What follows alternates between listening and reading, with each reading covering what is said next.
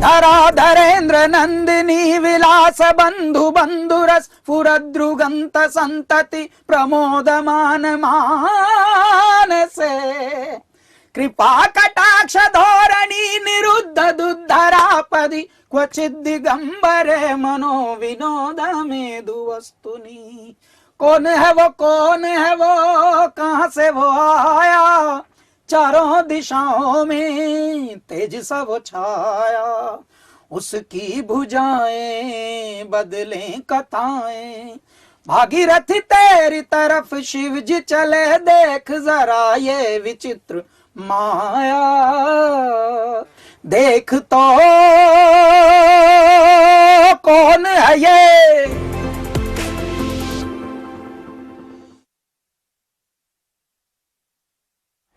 चलिए, दो और स्पेशल मेहमान रेगुलर कंट्रीब्यूटर हमारे पैनल पे और पूरे साल हमारे साथ जुड़े रहे, वो भी आज हमारे साथ जुड़ रहे हैं दोपहर के शो के लिए।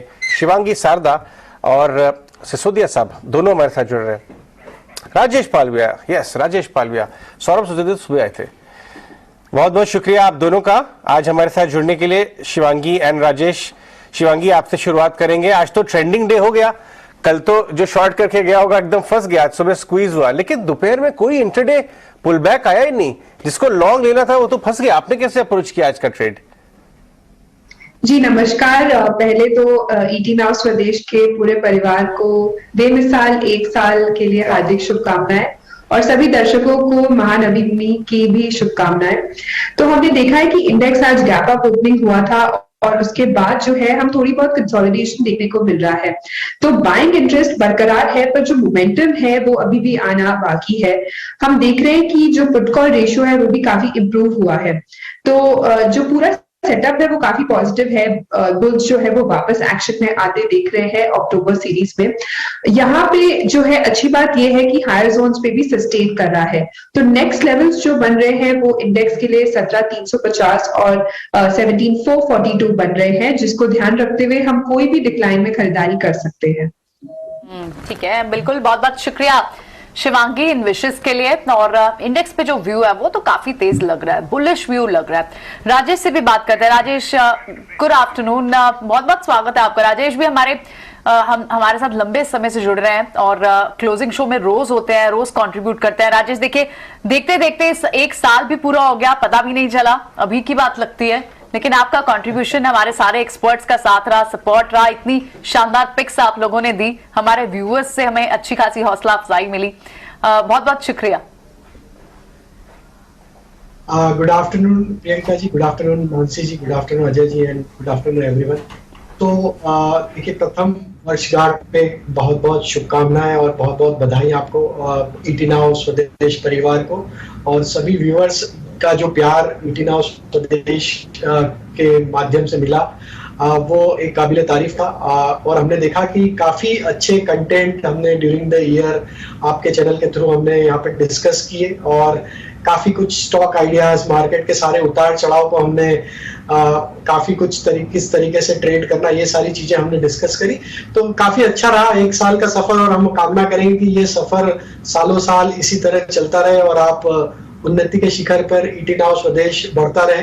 और जिस तरीके से निफ्टी सेंसेक्स एक अप ट्रेंड में बना हुआ है, आपका चैनल का भी अप ट्रेंड कंटिन्यू रहे और इसी तरीके से सालों साल तरक्की होती रहे।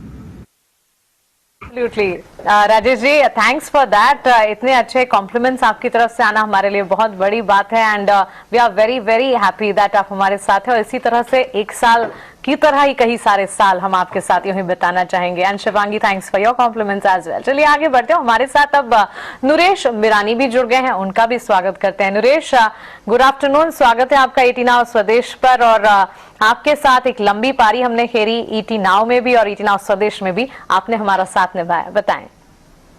सबसे पहले बहुत बहुत शुभकामनाएं एक साल खत्म करने पर, और ऐसे ही कई सारे साल निकल जाएंगे और पता नहीं चलेगा। Thank you so much for that नुरेश।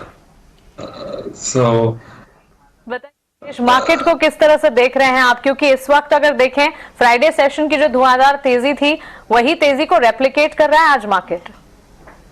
अगर हम देखें तो इंडिया तो क्लियर कट आउट परफॉर्मर है, बट कल जो हम रिकवरी देख रहे हैं ग्लोबल मार्केट्स में वो काफी इंटरेस्टिंग है, क्योंकि काफी ओवरसोल्ड जोन से यूएस मार्केट्स रिकवर हो रहा है, यूरोप मार्केट्स रिकवर हो रहा है, और दो जो पैरामीटर्स जो हम देखते हैं ओवरसोल्ड कंडीशंस के लिए, वो दोनों ही पूरे हुए और वहां से रिवर्सल है। सबसे पहले विक्स जो है S&P 500 डाउ के लिए ऑलमोस्ट 32-35 पहुंच गया, RSI 25 पर था और वहां से रिकवरी हो रही है। तो ये रिकवरी में और भी स्ट्रेंथ आ सकती है ग्लोबली, और इंडियन आउट परफॉर्मेंस कंटिन्यूड रहेगा। बट मेरा मानना यह है कि हमें एक रेंज में जाना है, 17,400 एक रेजिस्टेंस होगा नियर टर्म में, बट स्टॉक स्पेसिफिक एक्शन अच्छा रहेगा। जैसे हमने देखा लास्ट 3 दिनों में फार्मा सेक्टर में एक अपटेक लिया है, वैसे ही दूसरे सेक्टर्स और स्टॉक स्पेसिफिक मूव्स जारी रहेंगे, ये मानना है।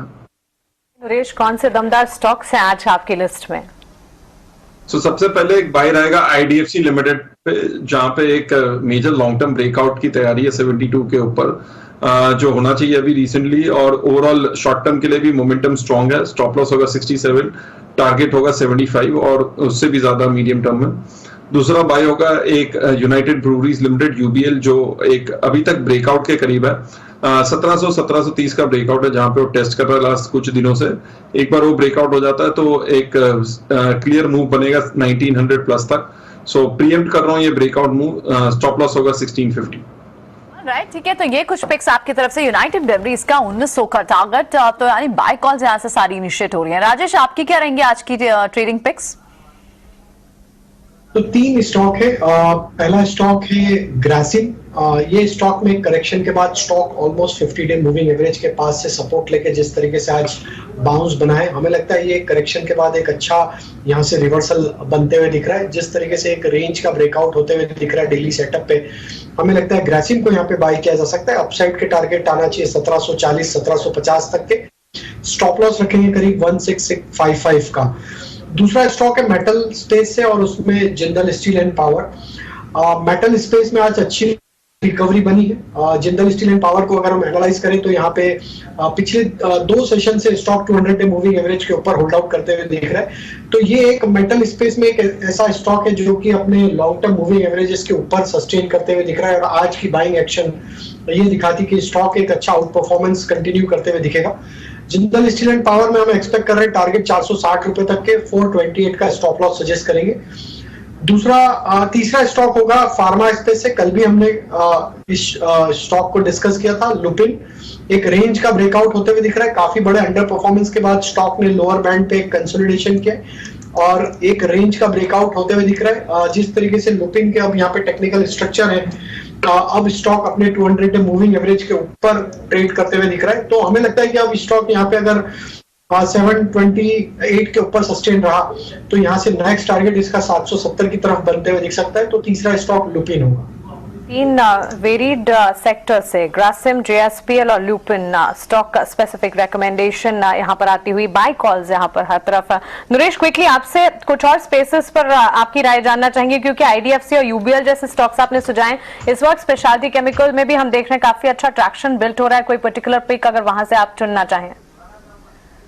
Speciality chemical as a sector में मुझे ज्यादा इंटरेस्ट नहीं है, बट अगर देखे तो एक अतुल लिमिटेड है जो काफी कोशिश कर रहा है साइडवेज कंसोलिडेट करने की, और रिस्क रिवॉर्ड बाय खाली वहीं पे बनता है जहां पे एक रीटेस्ट हो रहा है जो छोटा ब्रेकआउट था 8600 से 8800 का। तो यहाँ पे एक रीटेस्ट हो चुका है, और ये स्टॉक ने काफी टाइम से पार्टिसिपेट ही नहीं किया स्पेशलिटी केमिकल रैली में। ये स्टॉक साल 1.5 साल पहले भी यही भाव पे था जो यहाँ पे है। तो ये एक स्टॉक है जो इवेंचुअली 10,500 11,000 की तरफ जा सकता है। नरेश, आपका बहुत शुक्रिया हमारे साथ जुड़ने के लिए, अपने ट्रेडिंग आइडियाज और बाजार पर अपनी रणनीति हमारे साथ शेयर करने के लिए। कमिंग टू यू शिवांगी, बताएं ट्रेडिंग पिक्स। आपको तो बाजार में यहाँ से और बड़ी तेजी की एक्सपेक्टेशंस नजर आ रही है, इस तेजी को कैसे प्ले आउट करे, कौन से स्टॉक से जाएंगे आप? जी बिल्कुल, मेरा पहला पिक यहाँ रहेगा दीपक फर्टिलाइजर पे। तो हमने देखा है कि वीकली फ्रेम में ये स्टॉक एक रेंज ब्रेकआउट दे रहा है। डेली फ्रेम में 50 डेली एक्सपोनेंशियल मूविंग एवरेज को काफी अच्छी तरह से होल्ड कर रहा है। 94% का रोल ओवर देखने को मिला था पिछले सीरीज में लॉन्ग साइड में, जो कि इंडिकेट करता है कि यहाँ पे तेजी बनी हुई रहेगी। तो 940 तक के एक टारगेट बन रहे हैं यहाँ पे। इसमें खरीदारी की सलाह होगी 890 के एक स्टॉप लॉस के साथ। दूसरा पिक मेरा रहेगा कमिंस पे।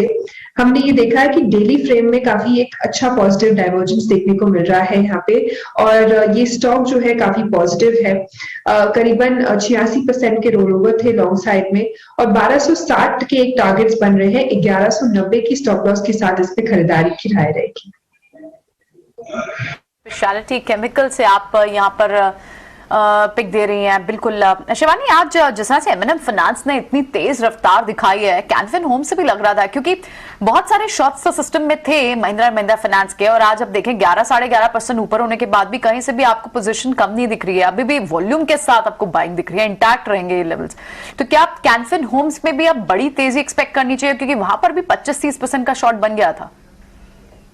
जी बिल्कुल, M&M फाइनेंस में काफी एक शानदार शॉर्ट कवरिंग मूव देखने को मिला है, जो कि एक बहुत तेजी दिखा रहा है। अगर हम दोनों को कंपेयर करें, गैन बैंक में अभी भी मोमेंटम जो है वो अभी तक मिसिंग है। तो या अगर कंपैरिजन करें तो मेरा पिक यहाँ पे M&M फाइनेंस पे ही रहेगा, और लगभग 207 तक के टारगेट्स इसमें देखने को मिल जाएंगे, 196 का एक स्टॉप लॉस के साथ।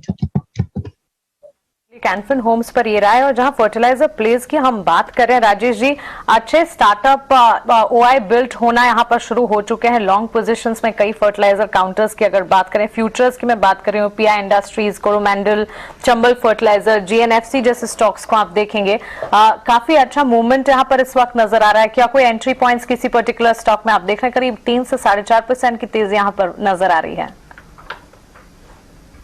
तो मानसी जी देखिए, सभी फर्टिलाइजर स्टॉक्स में करेक्टिव मूव हमने देखा। पिछले 3-4 हफ्तों में स्टॉक्स ने एक करेक्शन लिया, लेकिन करेक्शन के बाद वापस से देखें तो एक बाइंग इंटरेस्ट वापस सभी स्टॉक्स में बनते हुए दिख रहा है। हमें लगता है जिस तरीके से स्ट्रक्चर बने हुए हैं ओवरऑल, यहाँ पे ये एक अपॉर्चुनिटी होगी, क्योंकि 2 से 3 वीक के करेक्शन के बाद अट्रैक्टिव प्राइस पॉइंट पे अवेलेबल है सारे फर्टिलाइजर स्टॉक। तो हमें लगता है यहाँ पे कोरोमंडल को फोकस में रखना चाहिए। स्टॉक में जिस तरीके के फॉर्मेशन बने, प्रीवियस वीक में एक लॉन्ग लोअर शेडो बनी थी, उसके बाद अब follow buying action current week में आते हुए दिख रही है। तो एक करेक्शन के बाद कोरोमंडल इंटरनेशनल यहाँ पे बाय किया जा सकता है। अपसाइड के टारगेट आना चाहिए करीब 1040 से 1050 तक के। स्टॉप लॉस रखे करीब यहाँ पे 990 के आसपास। कोरोमंडल होगा पहला स्टॉक। दूसरा स्टॉक हमें लगता है जीएनएफसी को भी यहाँ पे फोकस में रखा जा सकता है। स्टॉक में देखें तो जिस तरीके से एक अप ट्रेंड देखने को मिला था पिछले कुछ महीनों में, लेकिन स्टॉक में एक जो करेक्टिव एक्शन बनी है, तो एक अपने लॉन्ग टर्म सेटअप के हिसाब से एक सपोर्ट के आसपास ही ट्रेड करते हुए दिख रहा है। तो मंथली सेटअप के हिसाब से अगर हम इसमें अपस्लोपिंग ट्रेंड लाइन ड्रॉ करें तो ऑलमोस्ट उस ट्रेंड लाइन के सपोर्ट के आसपास ही स्टॉक ट्रेड करते हुए दिख रहा है। तो हमें लगता है जीएनएफसी भी एक अट्रैक्टिव प्राइस पॉइंट पे अवेलेबल है, एक लॉन्ग टर्म चार्ट पे सपोर्ट के आसपास ट्रेड कर रहा है। तो यहाँ पे 630 के स्टॉप लॉस से बाय किया जा सकता है। अपसाइड के टारगेट आना चाहिए इसमें करीब 690 से लेकर 710 तक के वापस टारगेट इसमें आते हुए दिख सकते हैं।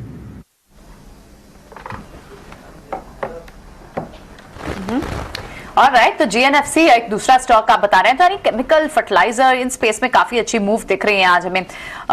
लेकिन एक चीज और समझना चाहेंगे शिवानी, इस सीरीज में कौन से बड़ी आपको मूव्स दिखती हैं? आपको कौन से स्पेसेस से बड़ी मूव अक्टूबर सीरीज की? क्योंकि अक्टूबर सीरीज की दमदार शुरुआत आपको शुक्रवार से ही देखने को मिल गई थी, और अब यूएस मार्केट में भी हम देख रहे हैं कि वो जो एक रीबाउंड रैली है, कैचअप रैली है, वहां पर यूएस मार्केट्स में भी देखी। तो अक्टूबर सीरीज एंड ट्रेडिशनली अच्छी सीरीज मानी भी जाती है। कौन से स्पेस सेक्टर्स आपको लगता है कि अच्छा परफॉर्म कर सकते हैं सीरीज में?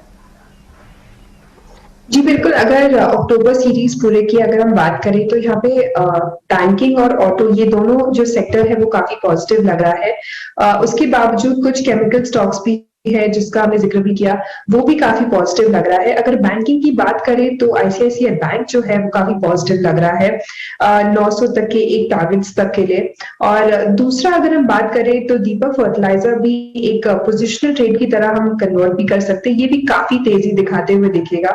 तो ये दोनों स्टॉक्स पे हम अपना नजर बनाए रखे, और मेरी यही राय रहेगी। मिलती हुई फर्टिलाइजर प्लेस पर, लेकिन जहां लगातार टेक्निकल ट्रेडिंग पिक्स हम आपको बता रहे हैं, टेक्निकल लेवल्स पर बाजार में कहां अपॉर्चुनिटीज बिल्ड हो रही है हम आपको समझा रहे हैं। भारतीय बाजार की इकोनॉमी की situation on a long term basis कैसी लग रही है, अंडरटोन कितना पॉजिटिव है, ये भी लगातार जानने की कोशिश है। भारतीय इकोनॉमी के लिए कैसी रहने वाली है अगले 15 साल की यात्रा, साथ ही किन थीम्स में निवेश की रणनीति बनाने की जरूरत है, इस पर हमने खास बातचीत की एस लैंसडाउन इन्वेस्टमेंट सर्विसेज के को फाउंडर और मैनेजिंग पार्टनर विक्रम कोटक से। आइए आपको सुनाते हैं। नमस्कार, आप देख रहे हैं ईटी नाउ स्वदेश। ईटी नाउ स्वदेश की पहली सालगिरह है और एक से एक बाजार के दिग्गज, इंडस्ट्रियलिस्ट, उद्योगपति सब हमारे साथ जुड़ रहे हैं अपने थॉट प्रोसेस को शेयर करने के लिए और ईटी नाउ स्वदेश के व्यूअर्स को ये बताने के लिए कि भारत के मार्केट में, भारत की इकोनॉमी में किस तरह के बदलाव आ रहे हैं और किस तरह के ट्रेंड्स बन रहे हैं, जिससे आपका ट्रेडिंग और आपका इन्वेस्टिंग का अप्रोच जो है और ज्यादा खास बना सकें। ऐसे ही एक खास मेहमान जो हमारे साथ आज जुड़ रहे हैं वो है लैंसडाउन के कैपिटल के founder and CEO Vikram Kotak. Vikram, बहुत बहुत शुक्रिया ईटी नाउ स्वदेश को, इनफैक्ट ईटी नाउ को ही हमेशा से सपोर्ट करने के लिए और मार्गदर्शन देने के लिए, और इसके न्यूएस्ट वेंचर ईटी नाउ स्वदेश आज 1 साल खत्म कर रहे हैं, तो हमारे साथ जुड़ने के लिए और अपना समय देने के लिए बहुत बहुत शुक्रिया। Thank you Ajay. एंड सबसे पहले तो शुभकामनाएं आपकी पूरी टीम को, ईटी नाउ स्वदेश को और सारे प्रेक्षक गण को जो ये टीवी चैनल देख रहे हैं। और मेरा ये मानना है कि आपने बहुत ही अच्छा काम किया है पिछले 1 साल में ये चैनल को अलग अलग लेवल पे ले जाने पे, और पर्टिकुलर यूथ पे जो आपने काम किया है। I am really impressed with that, so congratulation and all the best. शुक्रिया। विक्रम, आपके पास जब हम बात कर रहे हैं तो आपके पास आपके वैंटेज पॉइंट से 30 साल का आपने बाजार की हिस्ट्री को देखा है, इंडियन इकोनॉमी की हिस्ट्री को देखा है और कॉर्पोरेट इंडिया को इवॉल्व करते हुए देखा है। अब जब आप अपनी फर्म चला रहे हैं, अपना फंड सेटअप कर रहे हैं, आप एक तरफ तो विदेशों में बड़े फंड से बातचीत करते हैं, दूसरी तरफ आपके पास ज्यादा समय है, आप देश भर के छोटे शहरों में बिजनेसेस से बातचीत कर रहे हैं। आपको आज का भारत और जो मार्केट के प्रोस्पेक्ट्स हैं अगले आने वाले कुछ साल में, वो कैसे नजर आते हैं इस वेंटेज पॉइंट से, इस अनुभव के साथ?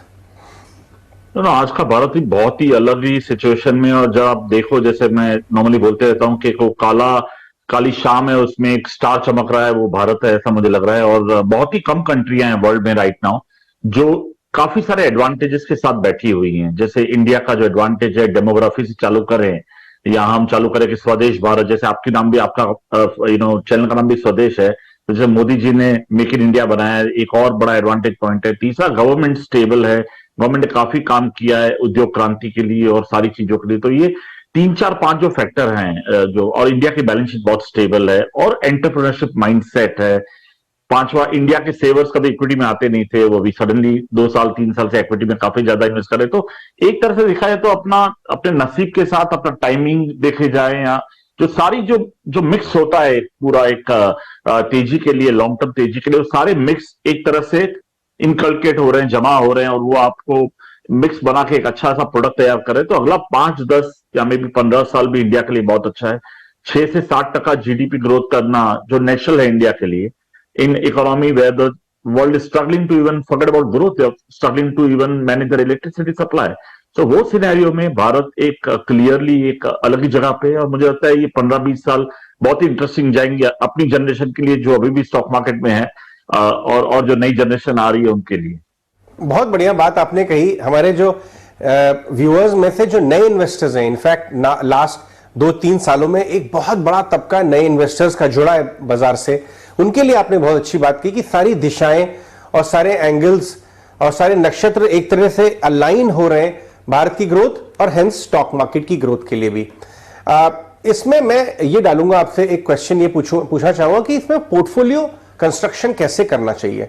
अगर आप कुछ शेयर कर सकें, अपना आपने पोर्टफोलियो किस तरह अलाइन किया हुआ है लिस्टेड साइज में। मैं स्टॉक्स की बात नहीं कर रहा, बट कुछ चुनिंदा बातों का ध्यान रखें।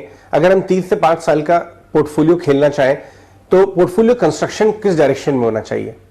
3 या 4 बड़े जो लोकल थीम है अजय भाई, वो बहुत इंपॉर्टेंट है। जैसे आपको मैं बताया कि फाइनेंशियलाइजेशन सेविंग जो हो रहा है, जब सेविंग जो पूरी लाइफ हमने देखा कि 50% रियल एस्टेट में जाती थी, 17-18% बैंक एफडी में जाता था, 10-15% गोल्ड में जाता था, तो 70-80% जो था वो कहीं और जा रहा था। अभी धीरे धीरे करके इंक्रीमेंटली वो इक्विटी में आ रहा है। जो इक्विटी 2-3% था वो 5% पे आ गया है। मुझे तो ये 5%, 10-15% बहुत जल्दी हो जाएगा, अगले 7-8 साल में ही हो जाना चाहिए। तो ये जो है सबसे बड़ा थीम, इक्विटी का आना मार्केट में, उसके अराउंड जो थीम है, जो सारे थीम है, फाइनेंशियल इंटरमीडिएशन जिसको बोलते हैं, जस्ट टू गिव एग्जांपल, आप बोल सकते हो ब्रोकर्स हैं, या एएमसी कंपनीज हैं, या एक्सचेंजेस हैं, या रेटिंग एजेंसीज हैं, या डिपॉजिटरीज हैं, ये सारे थीम जो है, ये मुझे लग रहा है एक बहुत बड़ा थीम इंडिया के लिए रहेगा।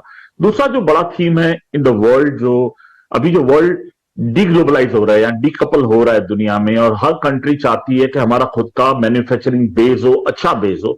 और भारत ने तो शायद ये 2015-16 में क्लियर कर लिया था कि हमको ज्यादा इंपोर्ट डिपेंडेंट नहीं रहना है और हमको मेक इन इंडिया या लोकलाइजेशन की पॉलिसी अचीव करनी है। और उसके अराउंड मुझे लगता है काफी काम हुआ है और बहुत सारा काम होना भी बाकी है।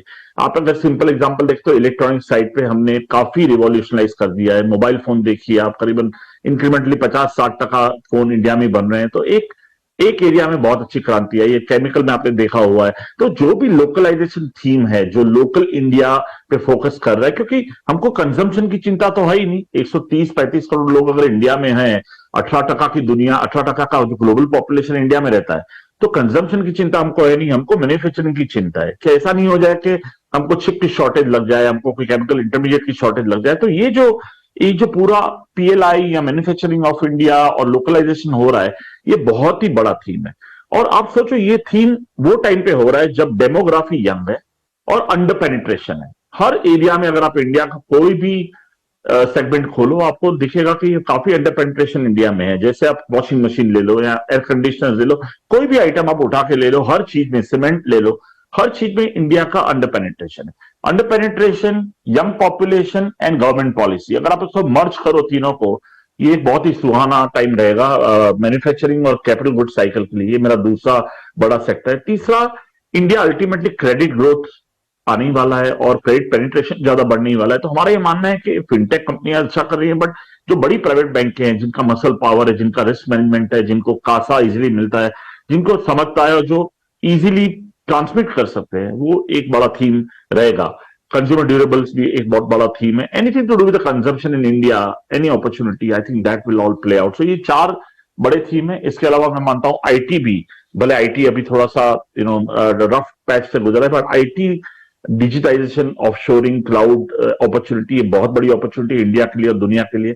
और ये अपॉर्चुनिटी शायद ये और प्ले आउट होगी यहां से, बिकॉज अगर दुनिया को कॉस्ट सेव करनी है तो ऑफशोरिंग तो करना ही पड़ेगा। तो ये मोटा मोटी ये समझिए कि आप 4 थीम मुझे लग रहे हैं कि इंडिया के लिए बहुत ही अच्छे हैं, जो ग्लोबल अगले 10-15 साल में चल सकते हैं। और डोमेस्टिक साइड पे ज्यादा फोकस करना चाहिए, ऐसा मेरा मानना है। जी विक्रम, हाल ही में मैं बहुत सारे नए बिजनेसेस से मिला, बिजनेसमैन से मिला, जो 1.5-2 साल से नहीं मिल पा रहे थे हम लोग। मैं बहुत सारे शहरों में ट्रैवल कर रहा था और फाउंडर्स और बिजनेसेस से मिल रहा था। एक सेंस ये आ रहा था कि जो ऑन ग्राउंड बिजनेसेस हैं, कारोबारी लोग हैं, वो तो बहुत तेजी में कैपेसिटी यूटिलाइजेशन बढ़ रहे हैं, कैपेक्स की बात कर रहे हैं और डिमांड काफी आगे बढ़ी हुई है और इंक्वायरीज हैं। लेकिन बाजार के लोगों से जब बात करें, बहुत फंड मैनेजर्स, स्ट्रेटेजिस्ट, एफआईआईज, वो बहुत ज्यादा कॉशियस नजर आए और वो मंदी में थे और फाउंडर्स और बिजनेसेस वाले तेजी में थे। तो ऑन ग्राउंड आप भी बहुत सारे बिजनेसेस से बात करते हैं, एक इन्वेस्टर किस तरह से बैलेंस बनाए दोनों तरफ, कि बाजार में बहुत मंदी की बात हो रही है बट ऑन ग्राउंड चीजें मजबूत नजर आ रही हैं, त्योहारी डिमांड अच्छी है, इसके बीच में कैसे एक बैलेंस बनाए एक इन्वेस्टर? बहुत ही अच्छा क्वेश्चन है अजय आपका, और ये क्वेश्चन सभी के माइंड में, आपके माइंड में, मेरे माइंड में, और हर फंड मैनेजर या हर इंडस्ट्रियलिस्ट के माइंड में, कि अगला 6 महीना कैसे जाएगा, अगले 3 साल कैसे, अगले 10 साल कैसे जाएंगे। तो दुनिया क्या है अजय, आज इन्फ्लेशन की चपट में गिरा हुआ है, स्लोडाउन की चपट में गिरा हुआ है, और ये स्लोडाउन ऐसा आ रहा है कि एक साइड हमको स्लोडाउन लग रहा है और एक साइड फूड प्राइसेस या वेज प्राइसेस ऊपर जा रहे हैं। तो ये एक पर्टिकुलर ट्रिविया है। प्लस आप देखो तो करेंसी वॉर चालू है, जियोपॉलिटिकल रिस्क दुनिया में लगा हुआ है। तो एक क्वेश्चन सीधा यही आता है मेरे माइंड में कि ये सबके बीच में एक दिन मार्केट आप देखो, कल 200-250 पॉइंट निफ्टी नीचे था, 350 पॉइंट ऊपर है, तो दुनिया ऊपर जाती है। तो एक शॉर्ट टर्म में ये है कि शॉर्ट टर्म में हम अपने आप को बहुत ज्यादा डीकपल नहीं करते। तो शॉर्ट टर्म जो माइंडसेट है वेदर फंड मैनेजर्स का या ट्रेडर्स का, वो सही है एक तरह से, क्योंकि शॉर्ट टर्म में हमको बहुत कॉशियस रहना पड़ेगा और हमको ये जो रफ वेदर है इसको पास करना पड़ेगा। अब इसको कैसे पास कर सकते हैं? तो हर बड़ा फॉल आता है तो लॉन्ग टर्म इन्वेस्टर उसमें जाके खरीदारी कर सकता है। गवर्नमेंट अपनी नीतियां मैनेज करती है, आरबीआई अपनी पॉलिसीज मैनेज करता है। आज जैसे मैंने 2 दिन पहले पढ़ा कि शायद Modi ji also is looking to review whole economic cycle growth and he want to meet lot of other people in the so I think ये जो एरिया है प्रोएक्टिवनेस, ये हमको कंटिन्यू करनी पड़ेगी। शॉर्ट टर्म तो डिफिकल्ट है, नोबडी कैन प्रेडिक्ट, बिकॉज बहुत मुश्किल है प्रेडिक्ट करना इन अ साइकिल वेयर किसी कंट्री के पास इलेक्ट्रिसिटी नहीं है, कोई कंट्री लाइफ टाइम लोडाउन लो की करेंसी पे जा रहा है, किसी का 12% इन्फ्लेशन है। इस माहौल में बहुत पैसा है, दुनिया की सबसे बड़ी ग्लोबल वेल्थ बैंक की तकलीफ में आ गई है। तो ये माहौल में ये तो एजिलिटी तो रखनी पड़ेगी और ये शॉर्ट टर्म अनकंफर्टनेस भी रहने वाली है। तो मेरा ये मानना है अगला 4-5 महीना काफी वोलाटाइल रहेगा, शायद आपको मार्केट नीचे भी मिलेगा और भी नीचे मिलेगा और आपको अच्छे चांस मिलेगा। तो ये एक्चुअली अपने लिए अच्छा टाइम। तो कई सारी इंपॉर्टेंट बातें उन्होंने कही कि उन्होंने ये भी कहा कि आपको शायद मार्केट यहाँ नीचे भी मिलेगा, यानी अच्छे स्टॉक्स को, आपको क्वालिटी स्टॉक्स को आपने डिप्स पे बाय भी करना है। दोनों एक्सपर्ट्स हमारे साथ हैं, राजेश पालविया भी हैं और शिवानी भी है हमारे साथ, उनसे बात करते हैं। राजेश, आज जिस तरह की मूव हम डेल्टा कॉर्प में भी देख रहे हैं, ये स्टॉक भी ज्यादा परफॉर्म पिछले सीरीज में नहीं कर पाया, लेकिन क्योंकि ट्रेडिशनली देखा जाता है कि टुवर्ड्स द ईयर एंड और इनके लिए ट्रिगर्स भी रहते ही हैं, ये स्टॉक्स अच्छे मोमेंटम में होता है। क्या अक्टूबर के लिए अच्छा काउंटर हो सकता है? कितने % आप रिटर्न एक्सपेक्ट करते हैं अगर यहां से भी कोई, आज 6-6.5% ऊपर है डेल्टा कॉर्प, यहां से अगर कोई पोजीशन लेता है तो?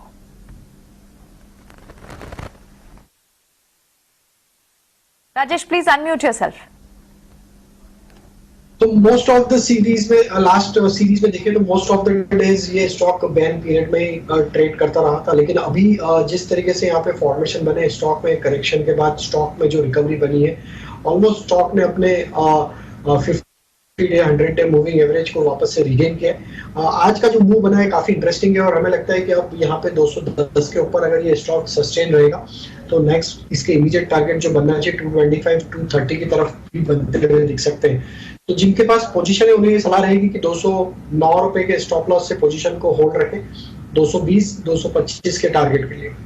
ठीक है, तो अगर एग्जिस्टिंग पोजीशन है इंटैक्ट रखने की राय डेल्टा कॉर्प में नजर आ रही है, 220 तक के लक्ष्य यहाँ पर नजर आ सकते हैं। शिवांगी, एवेन्यू सुपरमार्ट्स पर आपकी राय हम जानना चाहेंगे, क्योंकि अब बिफोर द रिजल्ट सीजन हम देख रहे हैं कई सारी कंपनियों के, पर्टिकुलरली बैंक्स की शुरुआत हुई है Q2 ऑपरेशनल अपडेट्स की, और अपडेट एवेन्यू सुपरमार्ट के जैसी कंपनियों के भी आते हुए दिखे अपार्ट फ्रॉम बैंक्स, और अच्छे मजबूत अपडेट थे जिसके चलते आज स्टॉक में अच्छा मूवमेंट देखा।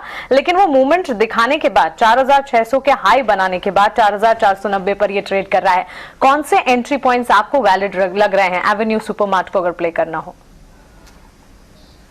बिल्कुल। तो अगर इस चार्ट स्ट्रक्चर की अगर हम बात करें तो 4600 पे एक रेजिस्टेंस है जो पिछले 3-4 बार से ये स्टॉक फेस कर रहा है, और ये लेवल्स जो है वीकली पे भी बहुत एक स्ट्रॉन्ग रेजिस्टेंस की तरह एक्ट कर रहा है। तो यहाँ पे जरूर एक कंसोलिडेशन या एक साइडवेज मूवमेंट एक्सपेक्टेड है, बट ओवरऑल अगर हम स्ट्रक्चर देखें तो काफी सेटअप जो है वो काफी स्ट्रॉन्ग है। अगर हम वीकली में भी देखें तो एक मार्केट के जो वीकनेस के बावजूद ये स्टॉक टिका हुआ था और मजबूती में था, तो स्टॉक ओवरऑल काफी पॉजिटिव है। थोड़ी और डिक्लाइंस आने पे हम इसमें जरूर खरीदारी कर सकते हैं, और ऊपर 4650 तक के एक टारगेट्स बनते हुए दिख सकते हैं। स्टॉप लॉस हम मेंटेन करेंगे 4400 का। नए साल में भी खूब मचेगा धमाल और हमारी टीम करेगी सबसे ज्यादा कमाल। हैप्पी बर्थडे ईटी नाउ स्वदेश। हमारा देश फाइनेंशियल लिटरेसी में हो नंबर 1, इसी कामना के साथ शुभकामनाएं ईटी नाउ स्वदेश को। Happy birthday. शब्दों से चले मेरा देश, हमें ET now Swadesh. Happy birthday ET now Swadesh. We are digital, we are Swadesh. Experience यहाँ मिला वो मतलब अल्टीमेट का। Happy birthday Swadesh. Happy birthday ET now Swadesh. Happy birthday ET now Swadesh. Happy anniversary to ET now Swadesh. बहुत बहुत शुभकामनाएं, आगे भी आने वाले कई साल शानदार रहेंगे, ऐसी मेरी दुआ है। Happy birthday ET now Swadesh. Happy birthday ET now स्वदेश। बेमिसाल 1 साल। हैप्पी बर्थडे ईटी नाउ स्वदेश। ईटी नाउ स्वदेश को जन्मदिन की हार्दिक बधाई। ईटी नाउ स्वदेश के लिए पिछला 1 साल सिर्फ बेमिसाल ही नहीं कमाल भी रहा है। इस 1 साल में हमने बहुत कुछ सीखा है, काफी एक्सपेरिमेंट किया है, बहुत इनोवेशन किया है और कुछ अच्छा करने का प्रयास करेंगे। विशिंग ईटी नाउ स्वदेश अ वेरी हैप्पी बर्थडे। कदम बढ़ते गए, कारवां जुड़ता गया, कुछ ऐसे सफर की शुरुआत हुई ईटी नाउ स्वदेश की, और अब देखिए हम 1 साल के हो गए। विशिंग ईटी नाउ स्वदेश अ वेरी हैप्पी एनिवर्सरी। ये तो शुरुआत है, अभी तो कहानी बहुत लंबी है। Happy birthday to us. बेमिसाल 1 साल हो गया है और ऐसे कई बेमिसाल साल हम आपके साथ रहना चाहते हैं। आप बने रहें हमारे साथ। ईटी नाउ स्वदेश निवेशक का साथी बना रहेगा और उनका मार्गदर्शन करता रहेगा। स्वदेश के 1 साल बेमिसाल, अगला साल और बेमिसाल हो, इसके लिए हम सब अच्छा करेंगे। Here's wishing you guys at ET Now Swadesh a very happy birthday. Happy birthday team ET Now Swadesh. I wish you lot of growth. Happy birthday ET Now Swadesh. Here's wishing you many congratulations on turning 1. 1 साल हो भी गया। Well, happy anniversary ET Now Swadesh.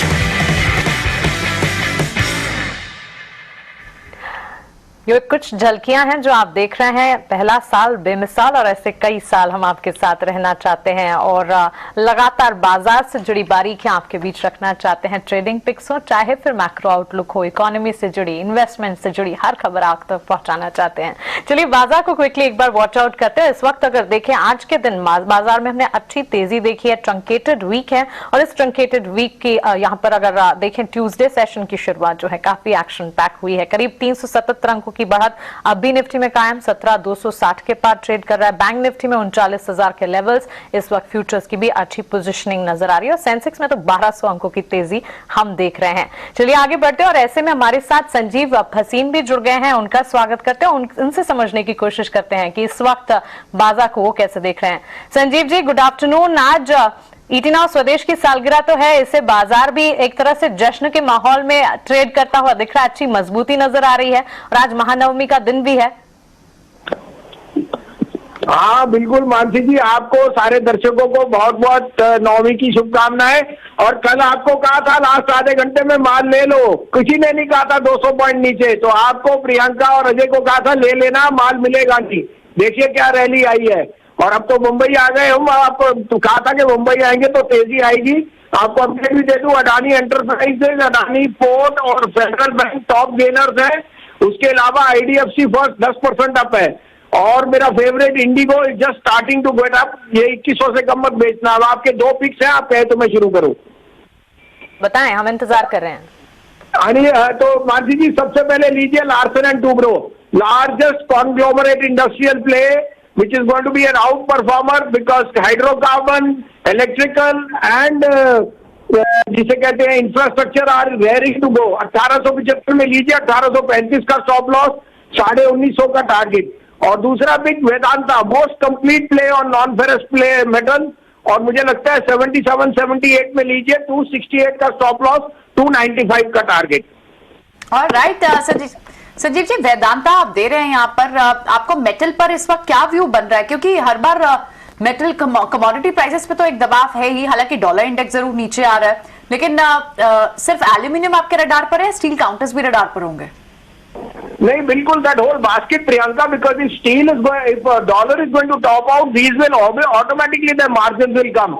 और मुझे पता है कि सरकार आज नहीं तो इन द नियर फ्यूचर वो एक्सपोर्ट बैन भी हटा देगी। और वही आपके चैनल से अगर आपको याद है, अजय की इंटरव्यू हुई थी नरेंद्र साहब से, उन्होंने कहा था we are going to make lot of money in the coming quarter.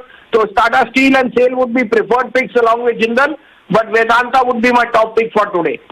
बात तो आपने बिल्कुल ठीक कही, क्योंकि अगर एक्सपोर्ट ड्यूटी रोल आउट होती है, इसकी पॉसिबिलिटी है, ये कैलकुलेशंस हम अपने न्यूज रूम में भी हम कर रहे होते हैं कि अगर यहां से ये रोल बैक हो जाती है तो सारे मेटल काउंटर्स के लिए काफी बड़ा प्रॉफिट फिगर्स होंगी, मार्जिन फिगर्स होंगी। बिल्कुल शुक्रिया संजीव जी आज ये समय देने के लिए और ये सारी पिक्स हमसे शेयर करने के लिए। आज संजीव जी हमारे साथ मुंबई में हमारे स्टूडियो में ही थे, एक खास सेगमेंट में हमने शो किया, मानसी जल्दी लाएंगे वो लंच विद मार्केट मेकर्स, और संजीव भसीन जी के साथ ये शो शूट हुआ है। बिल्कुल शुक्रिया संजीव जी, आपसे मुलाकात होगी अब थर्सडे को, कल तो छुट्टी है और सुबह 10 बजे फिर होगी मुलाकात। लेकिन इस बीच जिन काउंटर्स पर हम लगातार एक व्यू बना रहे हैं, बैंक्स हो, फाइनेंस हो, वहां पर अच्छी मूव है और अदानी पोर्ट्स उन्होंने अभी अपनी पिक्स में ऐड किया।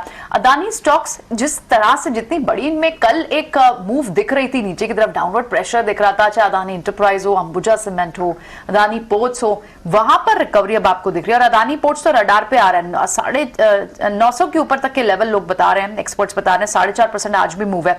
अदानी पोर्ट्स को कई बार हमने पहले भी डिस्कस किया राजेश, 4.5% अभी फिलहाल तेज है, यहां से भी प्लस कर सकते हैं। शार्प करेक्शन देखने को मिला स्टॉक में। पिछले 5-6 सेशन में देखे तो स्टॉक में एक बड़ा करेक्शन बना। जो करेक्शन हुआ स्टॉक में उसको अगर हम देखें तो ऑलमोस्ट 100 डे मूविंग एवरेज और 200 डे मूविंग एवरेज को डिफेंड करके वो लेवल्स के वहां से ही पुल बैक वापस बनते हुए दिख रहा है। तो ये दिखाता है कि स्टॉक का medium term long term trend तो अभी भी इंटैक्ट है और एक जो करेक्शन था ये एक अपॉर्चुनिटी रहेगी। हम यहाँ मान के चल रहे हैं अडानी पोर्ट में स्पेशली कि अगर ये स्टॉक में हम यहाँ पे 780 के लेवल जो कि एक इम्पॉर्टेंट लेवल रहेंगे, कोई भी वॉलेटिलिटी में अगर डिप मिलती भी है तो 780 के लेवल को अगर ये ब्रेक डाउन नहीं होता है तो यहाँ से एक हाई प्रोबेबिलिटी की पुल बैक यहाँ से 860 870 की तरफ बढ़ते हुए दिख सकता है। वहां तक के टारगेट के लिए हमें लगता है पोजीशन जिनके पास भी है बने रहना चाहिए। 860 870 इमीडिएट टारगेट हमें लगता है आते हुए दिख सकते हैं। और अगर किसी को पोजिशनली ये स्टॉक को होल्ड करना है तो उनके लिए स्टॉप लॉस होगा करीब 760 के आसपास, और अपसाइड के टारगेट वापस 930 940 तक भी आते हुए दिख सकते हैं। तो ओवरऑल लॉन्ग टर्म सेटअप इसके पॉजिटिव है, तो यहाँ पे हमारी सलाह बाय करने की रहेगी। राय अडानी ग्रुप स्टॉक्स पर, अडानी पोर्ट्स इन पर्टिकुलर पर राजेश जी का नजरिया। लेकिन इस बीच बाजार में सिचुएशन चाहे कुछ भी हो, ग्लोबल सेंटिमेंट्स चाहे कितने भी वॉलेटाइल हो जाए, भारतीय बाजार की ग्रोथ जो है वो लगातार इंटैक्ट है। लंबी अवधि के लिए बाजार पर मार्केट के दिग्गजों का भरोसा जो है वो बिल्कुल कायम है। 18 स्वदेश की पहली सालगिरह पर बाजार में शानदार तेजी तो देख ही रहे हैं आप, लेकिन इसी मौके पर हमने बाजार के कई दिग्गजों से खास बातचीत की और दिग्गजों का भी कहना है कि बाजार में छोटी अवधि में उतार चढ़ाव भले ही दिखे, लेकिन लंबी अवधि में बाजार में शानदार तेजी की पूरी उम्मीद है। बैलेंस करने के लिए best way I can put it कि थोड़ा सा प्यार हुआ है, थोड़ा है बाकी है। तो जो थोड़ा बाकी है वो इस पॉइंट पर है कि अब जरा यूएस मार्केट जरा गिरनी बंद कर दे, या वहां की फेडरल रिजर्व की हॉकिश लैंग्वेज कम हो जाए, और ये 1-2 महीने की बात है। तो I think where in the last round, मतलब कि इसी क्वार्टर में प्लस माइनस यूएस मार्केट ने अगर थोड़ा बहुत और गिरना है तो गिरेगी, और नहीं गिरना तो नहीं गिरेगी, बिकॉज उनके सारे जो इवेंट्स हैं इसी क्वार्टर के हैं। और हमारी तरफ से, इंडियन मार्केट की तरफ से तो प्यार हो चुका है, अब ग्लोबल मार्केट्स को 1-2 महीने नेगोशिएट करना है। तो अगर किसी को लॉन्गर टर्म 2 साल 4 साल का व्यू लेना है तो उसको कोई फर्क नहीं पड़ता। लेकिन हम क्योंकि फंड मैनेजर हैं, ऑलरेडी 94% इन्वेस्टेड हैं, जैसे लॉन्ग ओनली फंड में वो हम लास्ट 5-6% के लिए अपनी ओवर एनालिसिस करते हैं कि उसको आज डालें कि 4 दिन बाद डालें, तो उसी की बात है। वरना एनी लॉन्गर टर्म इन्वेस्टर के लिए ऑलरेडी प्यार हो चुका है। They should use these dips to increase exposure to the markets. तो अच्छे एंट्री पॉइंट मिलेंगे ओवर 3 to 6 years, यही 3 to 6 months। यही हमारा व्यू रहा है पिछले 2-3 क्वार्टर से कि मार्केट चॉपी रहेंगी, बिकॉज जो दुनिया में हो रहा है कि फेड रेट्स अपने 3-3.5% कर रहे हैं और बात करें कि 4-4.5% तक जाएंगे। तो दुनिया में काफी ऐसे देश हैं जिनमें काफी डेट एक्यूमुलेट हुआ है जो कि इतने हाई रेट्स नहीं सस्टेन कर सकते, तो उसके रहते हुए थोड़ी चॉपीनेस होगी। बट वो जो मार्केट में वॉलेटिलिटी होती है, वो जो मार्केट में चॉपीनेस होती है, that is an opportunity to buy good quality companies. 3-4 महीनों से ग्लोबल एनवायरनमेंट कुछ ज्यादा ही चैलेंजिंग है, और हम ये कह सकते हैं that India is standing out, लेकिन you know the world is flat. I think पूरा का पूरा नजरअंदाज करना ग्लोबल एनवायरनमेंट को सही नहीं होगा, क्योंकि कुछ अगर होगा वहां तो इंडिया को भी इम्पैक्ट होगा, हो सकता है थोड़ा कम इम्पैक्ट हो। इंडिया के लिए एक चीज जो वर्क कर रही है वो है कि हमारी डोमेस्टिक जो इकोनॉमी है वो बहुत ही स्ट्रांग है, बहुत ही रेजिलिएंट है।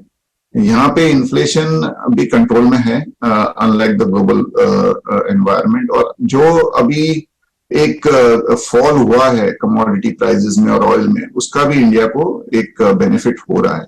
तो आप ये जरूर कह सकते हो कि India is standing out in the global environment, लेकिन अगर दुनिया में कुछ बड़ी घटना होती है तो इंडिया को भी उसका छोटा मोटा तो इम्पैक्ट होगा ही। तो आई थिंक अगर थोड़ा सा सावधान रहने की सलाह दी जाती है तो उसमें कोई प्रॉब्लम नहीं है। आई थिंक सावधान हरदम रहना ही चाहिए, and specifically when in a scenario where our markets are fairly valued. तो हम नेगेटिव नहीं है, बट हम ये भी नहीं कह रहे हैं कि आप आज के आज है ना, जो भी आपको लेना है आप खरीद लो। तो 18 स्वदेश की सालगिरह के मौके पर मार्केट के महारथी लगातार हमारे साथ बने हुए हैं और अपना आउटलुक आपके लिए बाजार पर बता रहे हैं। और उनका यही कहना है कि बाजार पर, या भारतीय बाजार की अगर बात करें, ग्रोथ स्टोरी पर बिल्कुल कोई शक करने की जरूरत नहीं है। इंटैक्ट और मजबूत स्टोरी, लंबी अवधि के लिए भारतीय बाजार की तेजी जो है वो कायम रहेगी। लेकिन चलिए आगे बढ़ते हैं, और राजेश जी आपसे मैं आईटी पैक पर आज राय लेना चाहूंगी, क्योंकि आईटी सेक्टर में आज अच्छा एक्शन है। वैसे तो आज बाजार में अच्छी खासी तेजी हम देख रहे हैं, लेकिन आईटी पैक जो है, जो कि वॉलेटाइल भी रहता है, एक्शन भी नजर आते हैं। और इन दिनों अगर रिजल्ट सीजन की बात करें, शुरुआत आईटी सेक्टर से ही होगी 10 अक्टूबर को टीसीएस के नंबर्स, उसके बाद एचसीएल, फिर विप्रो, साइंट, इन्फोसिस, माइंडट्री, ये तमाम कंपनियों के नंबर्स 10 से लेकर 13 अक्टूबर तक आने वाले हैं और इन्हीं नंबर्स के साथ एक तरह से कह सकते हैं कि आईटी पैक के रिजल्ट सीजन की शुरुआत हो जाएगी। कैसे देखा जाए आईटी सेक्टर को? आईटी सेक्टर में क्या मिड कैप आईटी प्लेज हैं जिस पर कोई फोकस किया जा सकता है? इस वक्त आईटी को क्या वॉच लिस्ट में डालना है या फिर कोई पर्टिकुलर बेट है जो आप खेलना चाहेंगे? बिल्कुल, आईटी स्टॉक्स में भी एक अच्छा मोमेंटम आज बना है और जरूर रिजल्ट के पहले कुछ एंटिसिपेशंस में जरूर यहाँ पे पोजीशन बढ़ते हुए दिख रही। हमें लगता है लार्ज कैप आईटी में अगर देखना है तो स्टॉक में हमें जो अट्रैक्टिव लगता है वो है टीसीएस। टीसीएस का सेटअप हमें यहाँ पे प्रॉमिसिंग लग रहा है, जिस तरीके से स्टॉक अब 3000 के ऊपर सस्टेन कर रहा है तो हम यहाँ मान के चल रहे हैं कि अगर टीसीएस में 2980 ये स्टॉप लॉस रख के ट्रेडिंग पोजीशन बनाई जा सकती है। अगर ये स्टॉप लॉस वॉयलेट नहीं होते तो टीसीएस में अपमूव यहाँ से बनते हुए देख सकते हैं, जो कि फिर 3150-3200 की तरफ छोटे ही समय में टीसीएस का मोमेंटम यहाँ पे आते हुए दिख सकता है। तो 3200 के टारगेट हमें लगता है टीसीएस में आते हुए दिख सकते हैं। तो लार्ज कैप में हम बाय करने की सलाह देंगे टीसीएस में। यहाँ पे हमें मिड कैप आईटी में जो स्टॉक्स सबसे अट्रैक्टिव लगता है वो है LTTS, L&T technology and services. ये स्टॉक में एक अच्छा एक्यूमुलेशन एक्टिविटी पिछले कुछ हफ्तों में देखने को मिली और स्टॉक में जिस तरीके से बेस बिल्डिंग होते हुए दिख रहा है, हमें लगता है ये स्टॉक एक अच्छी अपमूव के लिए तैयार होते हुए दिख रहा है। हालांकि स्टॉक में अच्छे मूव बनते हैं, वोलेटाइल मार्केट में भी स्टॉक में अगर हम देखें तो काफी अपॉर्चुनिटी मिलती है। 3450, 3400 एक इसके लिए अच्छा सपोर्ट एरिया बना हुआ है, तो उसके नजदीक जब भी आता है तो हम यहाँ पे इस पे बिल्कुल बाय करने की सलाह देंगे। करंट लेवल पे भी बाय किया जा सकता है, थोड़ा अगर डिप मिलता है तो भी ऐड करें। अपसाइड में हम इसमें एक्सपेक्ट कर रहे हैं टारगेट 3750-3800 तक के। और तीसरा स्टॉक जो अट्रैक्टिव है वो है कोफोर्ज का। तो ये 3 स्टॉक्स हमें लगता है कि देखे जा सकते हैं, एक अच्छे अपमूव यहाँ पे तीनों स्टॉक्स में देखने को मिल सकते हैं, टीसीएस, एलटीटीएस और कोफोर्ज। तो क्लियरली यहाँ पर आईटी पैक को अगर खेलना चाह रहे हैं तो राजेश जी की तरफ से उनकी पसंदीदा शेयरों की लिस्ट आपको मिल गई है। लार्ज कैप कैटेगरी में टीसीएस की जहां बात करें करीब 3% की तेजी स्टॉक देख रहा है। मिड कैप प्लेज में एल&टी टेक्नोलॉजी सर्विसेज पर भरोसा राजेश जी का कायम है और साथ ही कोफोर्ज पर भी फोकस कीजिए क्योंकि यहाँ पर भी स्टॉक स्पेसिफिक मूवमेंट लगातार नजर आ रही है। इस वक्त बाजार के ट्रेंड को अगर देखेंगे जहां पर सबसे ज्यादा कॉन्ट्रीब्यूशन कह सकते हैं सबसे ज्यादा सपोर्ट बाजार को एचडीएफसी से मिल रहा है। एचडीएफसी ट्विंस में अच्छी तेजी, एचडीएफसी बैंक, एचडीएफसी लिमिटेड मजबूती के साथ करीब 3-3.5% की तेजी दिखा चुके हैं। वहीं रिलायंस, आईसीआईसीआई बैंक, इन्फोसिस जैसे स्टॉक्स भी हैं जो कि आज हरे निशान के साथ ट्रेड कर रहे हैं। कुछ तमाम काउंटर्स जहां पर एक्शन है, सेक्टर स्पेसिफिक भी बाजार का मूड माहौल काफी पॉजिटिव है। ऐसे में राजेश जी बजाज ट्विंस पर भी आप अपनी राय दीजिए क्योंकि आज बजाज ट्विंस में भी अच्छी तेजी हम देख रहे हैं, मजबूती के साथ ये स्टॉक प्ले कर रहे हैं। बिल्कुल, तो मानसी जी काफी स्ट्रॉन्ग प्राइस एक्शन आज बजाज फाइनेंस पे बनते हुए दिखा है। स्टॉक में जो पिछले 4 दिन का एक रेंज था उसका ब्रेकआउट बजाज फाइनेंस ने आज यहाँ पे डिमॉन्स्ट्रेट किया और हमें लगता है जिस तरीके से स्टॉक अब 7400 के ऊपर सस्टेन कर रहा है, अगर ये क्लोजिंग इसके ऊपर ही अब रहती है तो नेक्स्ट टारगेट जो बनता है बजाज फाइनेंस का वो आता है करीब 7600, 7650 की तरफ। ये स्टॉक में मोमेंटम कंटिन्यू रहते हुए दिख सकता है। तो जिनके पास पोजीशन है बने रहना चाहिए बजाज फाइनेंस पे और यहाँ पे स्टॉप लॉस जो रखना होगा करीब 7420 के आसपास होगा। बजाज फिनसर्व में भी देखें तो एक काफी अच्छा मोमेंटम बना स्टॉक में। पिछले कुछ दिनों में जो एक करेक्टिव दौर था वो कहीं ना कहीं स्टॉक का 50 डे मूविंग एवरेज के आसपास थमते हुए दिखा है। स्टॉक में जो पुलबैक बने हैं ऑलमोस्ट अब ये 4 दिन के ये भी एक रेंज का ब्रेकआउट करते हुए दिख रहा है। पिछले 4 दिन के हाइस को क्रॉस करके स्टॉक में आज का जो प्राइस एक्शन बना है ये दिखाता है कि स्टॉक में यहाँ से 1740, 1750 तक के अपसाइड पे आते हुए दिख सकती है। तो कहीं ना कहीं लगता है कि ये स्टॉक में करेक्शन ओवर होते हुए दिख रहे हैं और अपने इंपॉर्टेंट मूविंग एवरेजेस को डिफेंड किया है इस करेक्टिव मूव में। तो हमें लगता है बजाज फिनसर्व को भी बाय किया जा सकता है। स्टॉप लॉस रखें करीब यहाँ पे 1670 के आसपास। इसमें अच्छी तेजी है, अगर पोजीशन है उसे तो बिल्कुल इंटैक्ट रखें, अच्छे लेवल्स पर मिलने पर इसमें एंट्री भी ली जा सकती है। लेकिन प्लेटफॉर्म स्टॉक्स की अगर बात करें, एंजल वन का स्टॉक आज दिन की शुरुआत से अच्छी मजबूती दिखी और करीब 11 से 12% तक के अपमूव इस वक्त भी स्टॉक में कायम है। इसके पीछे वजह है कंपनी के ऑपरेशनल अपडेट्स। ऑपरेशनल अपडेट्स में क्या कुछ निकल कर आया, आइए वामाक्षी से जानते हैं। जी बिल्कुल, एंजल वन जरूर फोकस में है, काफ़ी बस करता हुआ नजर आ रहा है स्टॉक, और उसका मुख्य कारण है कंपनी का जो Q2 ऑपरेशनल अपडेट जो कंपनी ने अनाउंस किया, उसी के चलते स्टॉक आज काफ़ी फोकस में नजर आ रहा है। तो अगर हम नंबर्स को देखें तो उनका जो क्लाइंट बेस है वहाँ पे हमने करीब 77.4% का ईयर ऑन ईयर बेसिस पे ग्रोथ देखा। इवन तिमाही आधार की बात करें तो यहाँ पर भी करीब 11% का ग्रोथ देखा है, और उनका क्लाइंट बेस अब हो चुका है करीब 11.6 मिलियन का। और उनकी क्लाइंट एक्विजिशन की बात करें तो यहाँ पे हमने मार्जिनली एक डिक्लाइन देखा है ईयर ऑन ईयर बेसिस पर, अगर सितंबर मंथ को कंसिडर करते हैं। मगर अगर हम पूरे क्वार्टर को कंसिडर करते हैं तो यहाँ पे करीब 7.7% का ड्रॉप देखने मिला है। मगर इसके बावजूद अगर हम एवरेज क्लाइंट फंडिंग बुक को देखें तो यहाँ पे हेल्दी ग्रोथ नजर आई है, 9.3% ईयर ऑन ईयर बेसिस पर बढ़ा है। ये एवरेज डेली टर्नओवर में भी शानदार ग्रोथ नजर आई है, करीब 110% ईयर ऑन ईयर ग्रोथ हुई है, और अब एवरेज डेली टर्नओवर हो गया है 12,168 बिलियन। और इसका मुख्य ड्राइवर है F&O segment. Retail turnover market share में भी काफ़ी सुधार आता हुआ नजर आया है। ओवरऑल अगर equity retail turnover market share वो बढ़ा है 20.8%, जो पहले तिमाही FY23 के थे उससे अब बढ़कर हो गया है 21.7%। कमोडिटी रिटेल मार्केट शेयर में भी काफ़ी मजबूत इंप्रूवमेंट नजर आई है, 44.6% पे था और अब वो बढ़कर हो गया है 51.1%। तो ओवरऑल देखें तो काफ़ी मजबूत नंबर्स आ रहे हैं एंजल वन की तरफ से, और इसी के चलते स्टॉक फोकस में है। Okay, thanks for that Mamakshi. Q2 updates जो कि काफी एक्शन पैक रहे। राजेश जी, एंजल वन 11% की तेजी, प्लेटफॉर्म स्टॉक्स में एक्शन तो रहता है, लेकिन इस तेजी में एग्जिस्टिंग पोजीशंस इंटैक्ट रखी जाए? तो मानसी जी देखिए, काफी बड़ी रेंज में स्टॉक एक कंसोलिडेशन करते हुए दिख रहा है। स्टॉक में जरूर ओवरऑल इसके सेटअप पॉजिटिव है। अगर हम इसको देखें तो ओवरऑल अगर इसके सेटअप जो बने हुए हैं वो करीब 1150 से लेके 1700 तक एक बड़ा रेंज यहाँ पे पिछले कुछ हफ्तों से यहाँ पे प्ले आउट होते हुए दिख रही है। हमें लगता है स्टॉक में लोअर साइड से एक अच्छा बेस बना है, हायर हाई फॉर्मेशन बना के स्टॉक में जिस तरीके से अब प्राइस एक्शन बनाए, हमें लगता है अगर ये स्टॉक 1590-1600 के लेवल को क्रॉस करने में कामयाब होगा तो फिर नेक्स्ट टारगेट जो इसके बनना चाहिए वो करीब 1800 तक की भी अपसाइड के टारगेट आते हुए दिख सकते हैं। तो ओवरऑल इसका स्ट्रक्चर तो पॉजिटिव है, थोड़ा सा होल्ड करना होगा। स्टॉक एक डिलीवरी कैटेगरी का स्टॉक है, ट्रेडिंग के लिए अपॉर्चुनिटी थोड़ी लो होती है इसमें, तो हमें लगता है एक्यूमुलेट किया जा सकता है। कोई भी वॉलेटिलिटी में डिप्स मिलती है ऐड करें, स्टॉप लॉस रखे करीब 1440 के आसपास।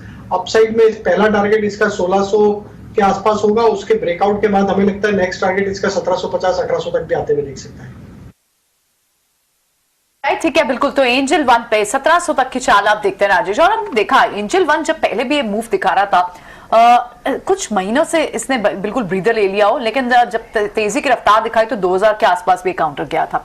लेकिन इस बीच बाजार में जो जारी वॉलेटिलिटी होती है उसके बीच इन्वेस्टमेंट को लेकर किस तरह की स्ट्रैटेजी होनी चाहिए नए इन्वेस्टर्स को, नए निवेशकों को किन खास बातों का ख्याल रखना चाहिए, ये सारी बहुत ही इंटरेस्टिंग कॉन्वर्सेशन हमने मार्केट मास्टर, जो हमारा एक खास सेगमेंट है लंच विद मार्केट मास्टर, जहां निकुंज ने और बसंत माहेश्वरी ने, और साथ ही हमारे साथ थे एक आप निवेशक, यानी ऐसे निवेशक जिन्होंने कॉन्टेस्ट में पार्टिसिपेट किया, सोशल मीडिया से विनर बने और उसके बाद इस शो में, इस खास शो में शामिल हुआ। आइए वो एक खास झलकियां आपको इस शो की दिखाते हैं।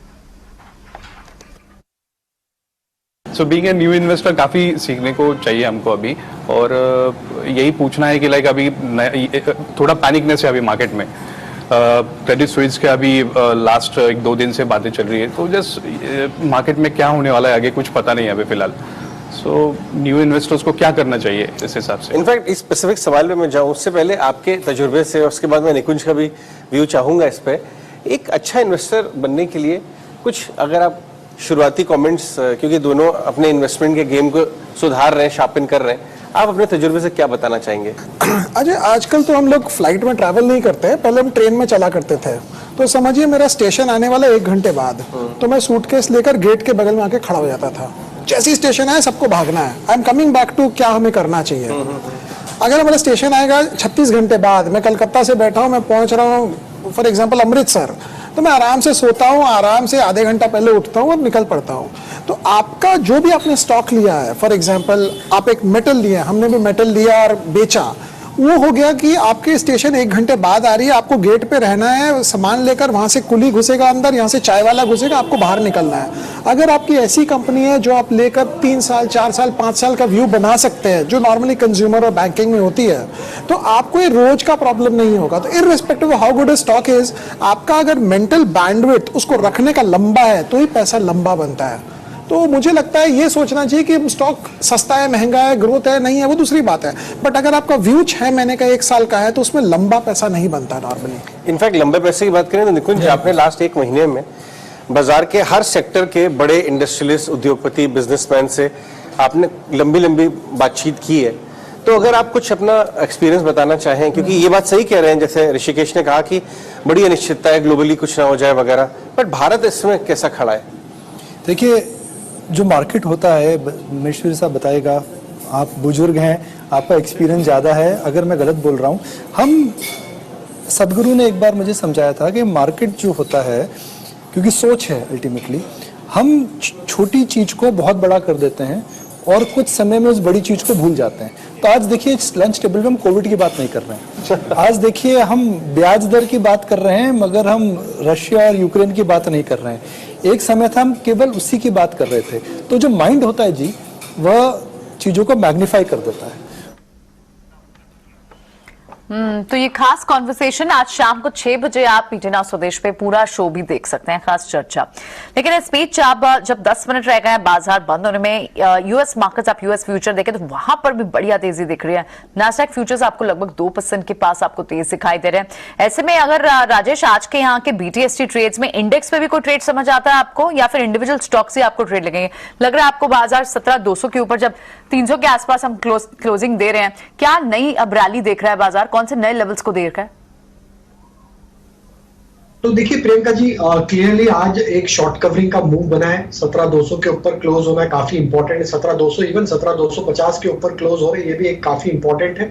तो हमें लगता है कि ये एक्सटेंड होना चाहिए यहाँ से अपमूव। देखिए ग्लोबल क्यूज तो जरूर मार्केट को इम्पैक्ट करते हुए दिख रहे हैं, लेकिन अगर हम इंडिविजुअली देखें हमारे मार्केट को, तो यहाँ पे जिस तरीके के अब बाउंस बने हैं एक करेक्शन के बाद, अक्टूबर सीरीज की शुरुआत से ही हम देखें तो 17,800, 16,800, 16,900 के बेस को कंफर्म करके मार्केट ने पुल बैक दिया है। तो हमें लगता है कहीं ना कहीं जो एक करेक्शन का दौर था वो ओवर होते हुए दिख रहा है और ये रैली एक्सटेंड होना चाहिए 17,400, 450 तक। तो एटलीस्ट हमें लगता है कि ये रैली यहाँ से एक्सटेंड होते हुए दिख सकती है। तो निफ्टी में कॉल ऑप्शन बाय करने की सलाह रहेगी। देखिए हम ओपन होंगे अब थर्सडे को और एक्सपायरी का दिन ही रहेगा, तो हमें लगता है कि यहाँ पे 17,350 का कॉल ऑप्शन कैरी करना चाहिए, जो कि 47, 48 के आसपास ट्रेड कर रहा है। इसमें हमें लग रहा है कि मोमेंटम एक्सटेंड होना चाहिए और इसके टारगेट होना चाहिए करीब 75 से 80 रुपीज तक के।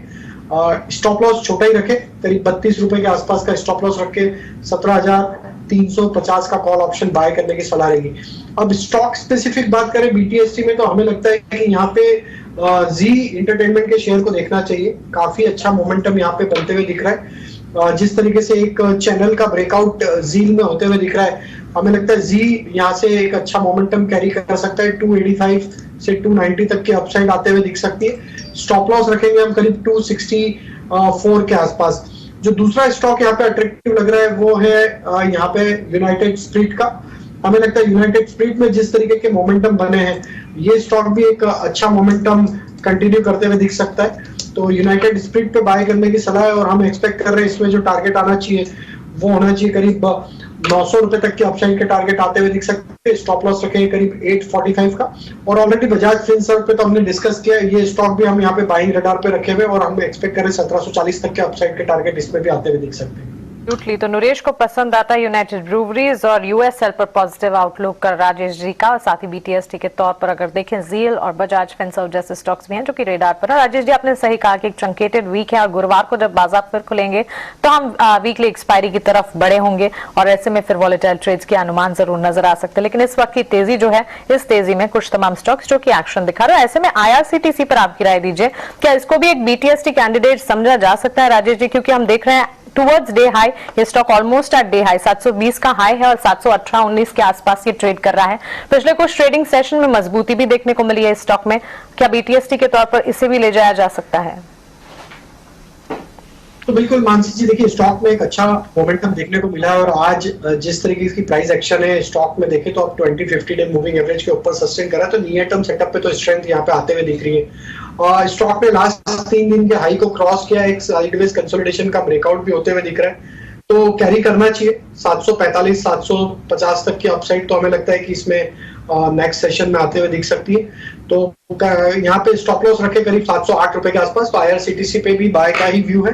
प्राइस एक्शन हमें लगता है कि कंटिन्यू होते हुए दिखेगी नेक्स्ट सेशन में थर्सडे को। ठीक है, ऑलराइट। तो ये आप कल से हम देख रहे हैं कि इन सभी स्पेसेस में आपको IRCTC, BHEL, जो जितने भी सरकारी स्टॉक्स है, गवर्नमेंट स्टॉक कंपनीज है, उनमें काफी मोमेंटम बना हुआ है।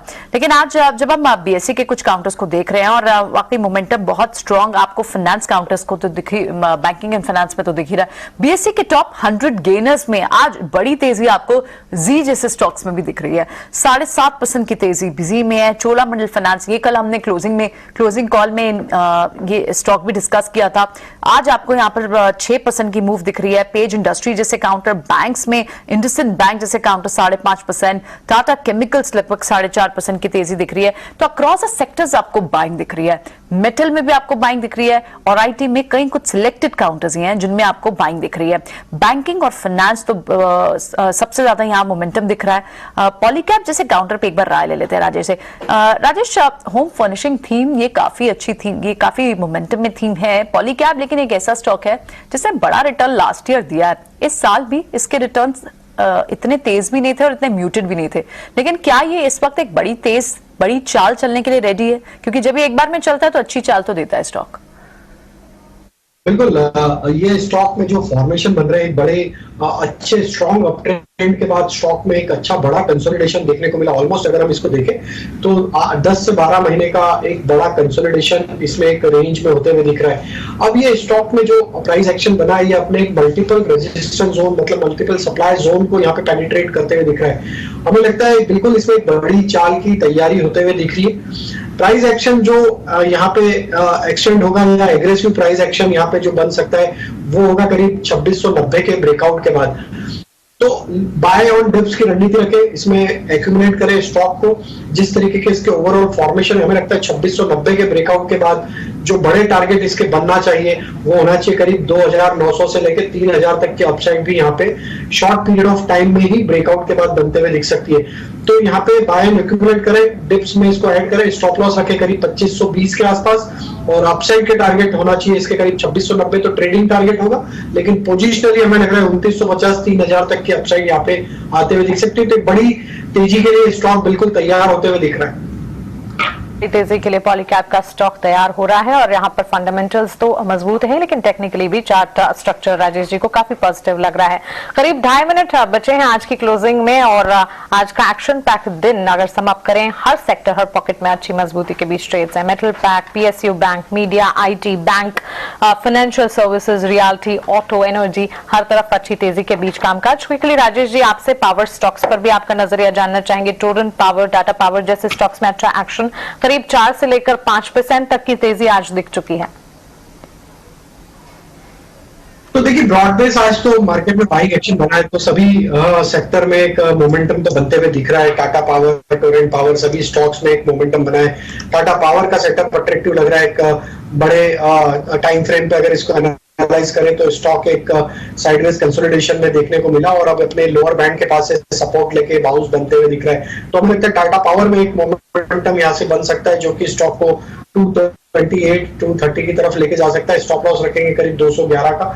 और टोरेंट पावर में भी मोमेंटम जरूर बना है। जिस तरीके की यहाँ पे एक बाइंग इंटरेस्ट आज के सेशन में देखने को मिला, एक up sloping trend line support area के आसपास से वीकली चार्ट पे इसने एक पुल बैक दिया है। तो हमें लगता है पुल बैक एक्शन यहाँ पे कंटिन्यू हो सकता है 525 530 की तरफ, जिनके पास पोजीशन बने रहे 496 के स्टॉप लॉस से।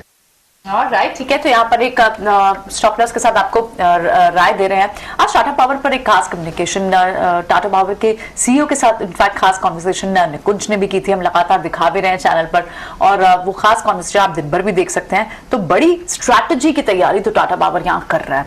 लेकिन इस बीच आज का ट्रेड काफी इंटरेस्टिंग, बड़ी मूवमेंट के साथ खुला बाजार और चेज भी किया, यानी आज बुल्स को मौका भी मिला, अपनी और लॉन्ग बेट्स लेने का। लगभग 400 पॉइंट्स की रैली आपको आज निफ्टी पे दिख रही है, क्लोज होने के करीब है बहुत, और बैंक निफ्टी पे 1100 पॉइंट्स का लगभग 3% का मूव। तो कल यूएस मार्केट्स में हमने देखा था कि वहां पर एक बड़ा रिबाउंड देखने को मिला था, लगभग 2.5% नैस्डैक तेज रहा, डाउ में लगभग 800-900 पॉइंट्स की तेजी देखने को मिली थी, और अभी भी आपको फ्यूचर्स ऊपर दिख रहे हैं। और उसी से हमने एक ट्रिगर लिया, सुबह से ही आपने देखा इंडिया विक्स को 20 के नीचे कूल ऑफ हुआ, और उसके बाद ये सारा मोमेंटम गैप अप में बहुत मूव गई, लेकिन उसके बाद भी ट्रेडर्स को बड़ी मूव कैचअप करने के लिए मिली। बड़ी मूव जो आपको निफ्टी पर देखने को मिली, बैंकिंग स्टॉक से देखने को मिली, इंडसइंड बैंक जिससे 4.5% की मूव दिखी, अदानी पोर्ट जैसे काउंटर जहां पर काफी सारे शॉर्ट्स अदानी पैक पे कल बनते हुए दिखाई देते, इससे पहले बनते हुए दिखाई दे रहे, अदानी पैक, अदानी पोर्ट्स हो, अदानी एंटरप्राइज हो, वहां पर आपको फिर से बाउंस बैक ट्रेड्स दिखाई दे, बजाज फाइनेंस जैसे काउंटर्स जिनमें 4.5% की मूव देखने को मिली। और इसके अलावा दूसरे जो बड़े सेक्टर्स निकल कर आए फाइनेंस काउंटर्स में, तो आपको उन काउंटर्स जिनमें बहुत सारे शॉर्ट सितंबर सीरीज में थी, महिंद्रा फाइनेंस जैसे because of a news trigger, वो टॉप गेनर एफएनओ का भी इस वक्त दिख रहा है आपको 12% की तेजी के साथ। आईडीएफसी फर्स्ट बैंक, यहाँ स्टेक सेल की न्यूज बहुत हॉट है, जिसके चलते आप देख रहे हैं कि स्टॉक में मोमेंटम स्ट्रॉन्ग है।